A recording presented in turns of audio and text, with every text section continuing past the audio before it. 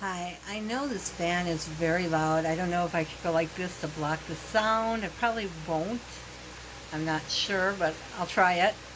Um, so I'm cutting off my head because I'm sitting too close to the camera. I'll go back this.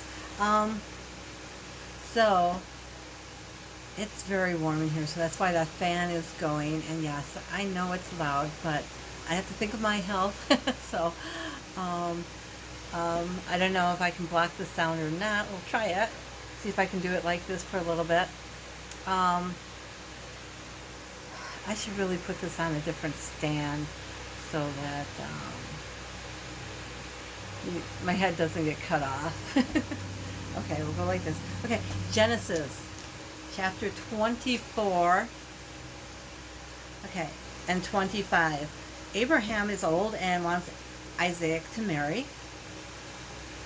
Isaac is like in his 30s or 40s by now, and he wants him not to marry a Philistine or a Hittite.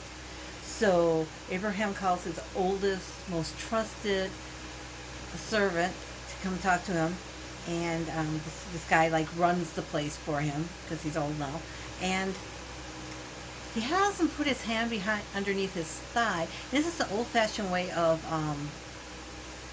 doing an oath, and if you do it like that, if you break the oath that you swear, then you're going to be cursed with infertility and other things like that. So, um, oops, stop leaning back like that.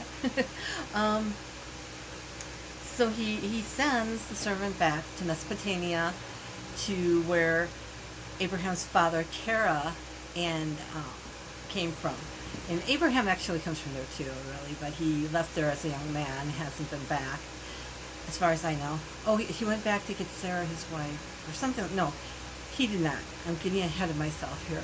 A lot of these stories about Abraham, Isaac, Jacob, Joseph, they're all kind of like the same thing, just different people, different places, but it's kind of like the same story over and over again. Just slightly different. Anyway, he sends him back to where Terah was, and he tells him, bring me back a wife for Isaac.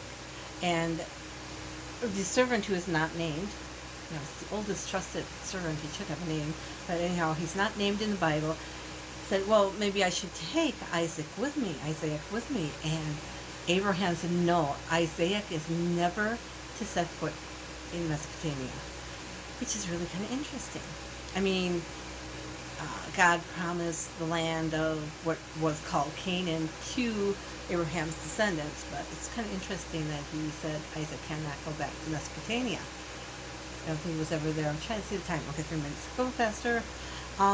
So the servant took 10 camels and men, and plus of food and presents, because it takes a few days to get there. And they went to the city of Nahor. Now, Nahor was Abraham's brother, but there is also a city named Nahor.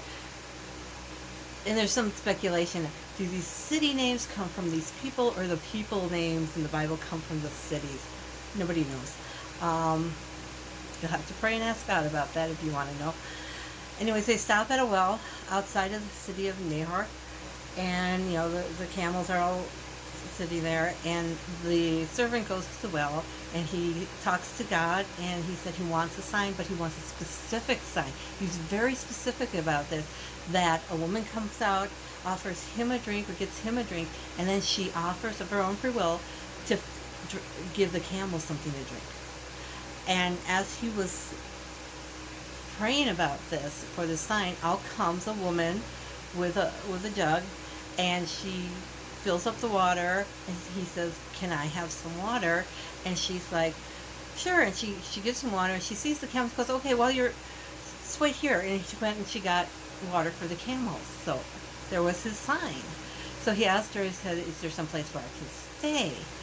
And this was Rebecca. He's like, who are you? And she says, Rebecca, I'm the daughter of, oh gosh, can't remember her father's name, but she's the granddaughter of Nahor, Abraham's brother. So she doesn't say Abraham's brother, but she says Nahor, and the servant knows who that is. So he's like, Do you have room? Can we stay with you? And he also had a nose ring and some bracelets made of silver or gold, and he gave them to Rebecca when she said, "Well, yes, we should have room. Let me go get my brother." And so she has he put the nose ring on and the bracelet on, and she went running back to home. And her brother Laban, who was kind of like in charge, and he was kind of a bit of a he had an eye for money, people with money. So he saw the jewelry that she was wearing and went, "Oh, she met a rich traveler." And so they're like, "Of course, we have room, we have stables." He came out, Laban, what's his name? Laban. I think maybe it's pronounced Laban. And he came out and said, "Oh, come on, what are you waiting for? We've got room. We've got the stables fixed up for the camels." So they went in there. And that night, they say, Omel- Omelka was Nahor's wife. So Rebecca is actually not the daughter of a concubine of Nahor, but Nahor's first wife, main wife. So that was important too. Um, and the serpent told them about Abraham and the story. He also told about Abraham's really wealthy. He's got a lot of herds. He's got silver and gold and that sort of stuff. And he asked if Rebecca can come back and they told him about Isaac, and that Isaac was his son from his first wife, and he was the one who would inherit everything, and that he also had been building up his own wealth. And he asked if Rebecca can come back as a wife, and they all agreed that yes. And then Rebecca's mother and brother said, "Well, let us keep her for like 10 more days." And the servant said, "Well, let's ask Rebecca, because Laban wasn't her father, he's her brother. So if it was her father could say, no, she has to stay here for longer, and the servant would have to obey.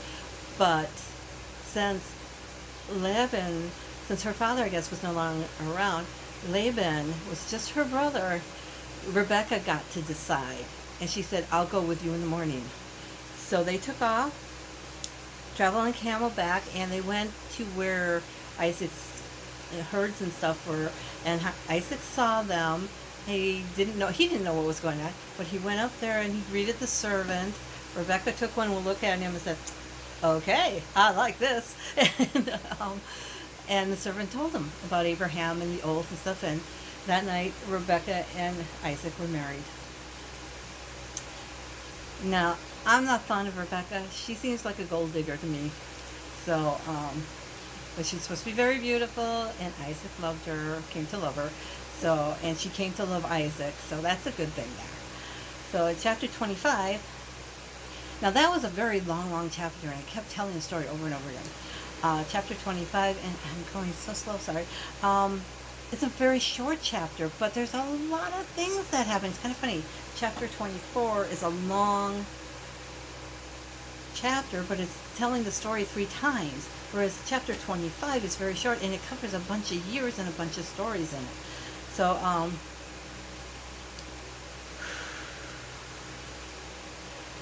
okay, there are 7 sons who are born to Keturah, wife concubine of Abraham. So it says in here that Abraham takes a wife, but the scholars say it doesn't say that he took a wife after Sarah died, because Sarah was already dead before Isaac married Rebecca.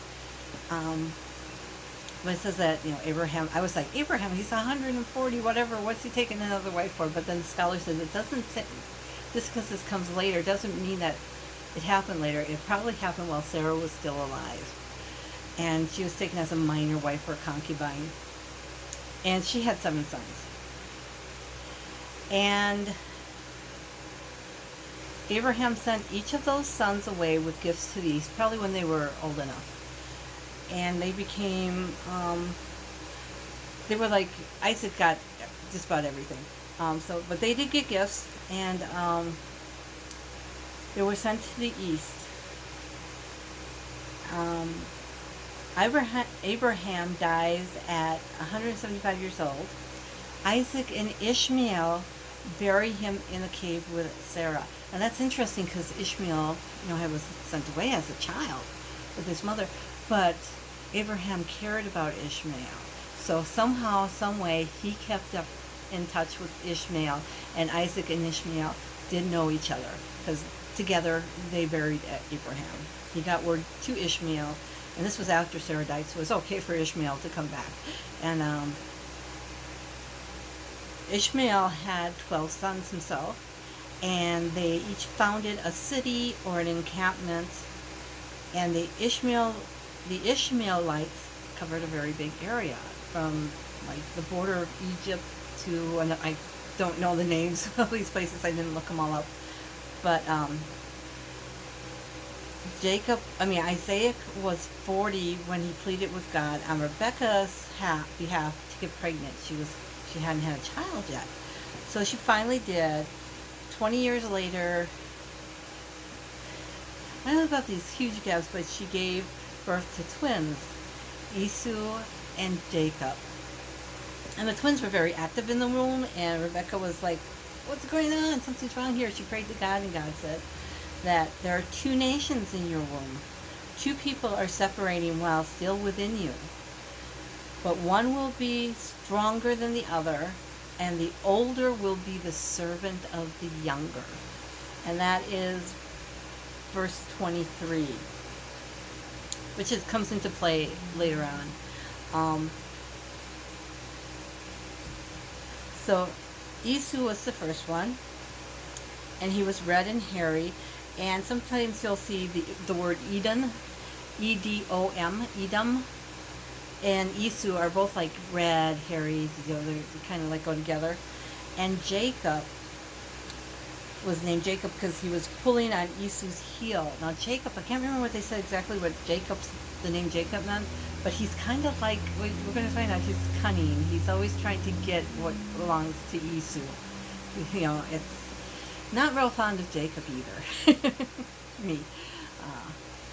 Esau grew to be a great hunter, and Isaac was proud of him and favored him. He thought he was great.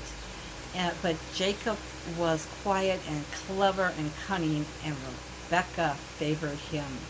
I have a feeling he was kind of like his uncle Laban. You know, oh, there's money over there. Let's go talk those people up, see if we can help them, and maybe they'll help us, you know, type thing. Because Rebecca, we're going to find out, is very cunning herself. Jacob got Esau to hand over his birthright because Esau was the oldest. And because Esau came in from the fields, he was hungry, he was starving. Jacob made this great lentil stew that smelled great, and Esau said, I'm starving, please let me have some of your stew. And Jacob was like, first give me your birthright. But no, I'm just hungry. He's like, you promise me, swear to me, you'll give me your birthright. And so Esau was so hungry, he did. And yeah, so he was very cunning, very sneaky that way. And that's for these two chapters. I know this is such a long one, but there's so much information in these things. Have a great day, and if you like this, please subscribe. Bye.